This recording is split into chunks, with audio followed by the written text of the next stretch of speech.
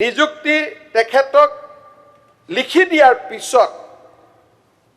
সেই কাগজখন ইমিডিয়েটলি ফাইলত প্ৰসেস হৈ আহে আৰু তৎপৰতাৰে মে বি কনসিডাৰ্ড বুলি লিখা চিঠিখনৰ ওপৰতে আমাৰ আপোনালোকে যদি লক্ষ্য কৰে যে 6/9/2008 ৰাকেশ পালে এপ্লিকেশন দিছে and 30/9/2008 in a gap of 24 days file তলৰ পৰাও আহিলে মুখ্যমন্ত্ৰী তাতো গল ফাইল গভৰ্ণৰ তাতো গল আৰু তেওঁৰ এপইন্টমেন্ট লেটাৰ 39/2008 ওলাই গল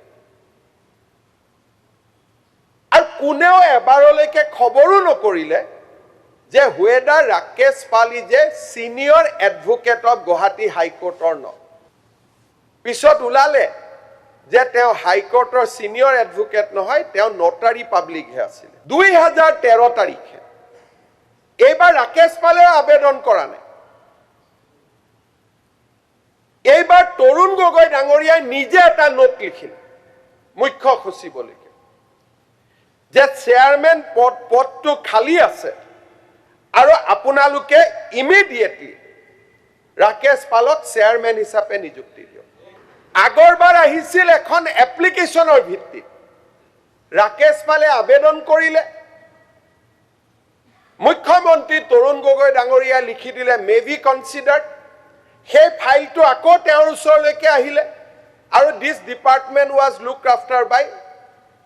x chief minister Tarun Gogoi ইয়াত কোনো কেবিনেট মন্ত্ৰী সেই সময়ত নাছিল ৰাজ্যিক মন্ত্ৰীও নাছিল দ্যাট ওয়াজ হিজ ডিপাৰ্টমেন্ট প্ৰথম তেওঁক নিযুক্তি দিয়া হল এজ এ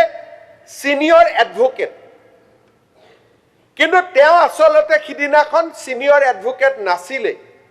তেওঁ 30/9/2008 ফাৰ্স্ট নিযুক্তি পালে সেকেন্ড নিযুক্তি দিবৰ কাৰণে 18/10/2013 ফাইল দিয়া গল তাৰ পিছত 18/11 মুখ্য সচিবে আপত্তি কৰিলে যে তেওঁ 5 বছৰ কাৰণে হ'ব নোৱাৰে তেওঁৰ কন্ডিশন বেলেগ কৰি দিব লাগিব প্ৰথম অৱস্থাত মুখ্যমন্ত্ৰী মানি ললে যে তেওঁৰ কন্ডিশন হুকিয়া কৈ দিম এতিয়া খালি চেয়াৰম্যান কৰি দিও এখেতক চেয়াৰম্যান কৰি দিয়া গল আৰু সাবসিকুৱেন্টলি 8/9/2014 চনত তেওঁৰ নিযুক্তিত থকা গুটেই কন্ডিশন খেনি বা যি কন্ডিশন প্ৰেসক্ৰাইব কৰিব লাগিছিল একো প্ৰেসক্ৰাইব নকৰি সিম্পলি কৈ দিলে যে তেওঁ 5 বছৰ অথবা 62 বছৰ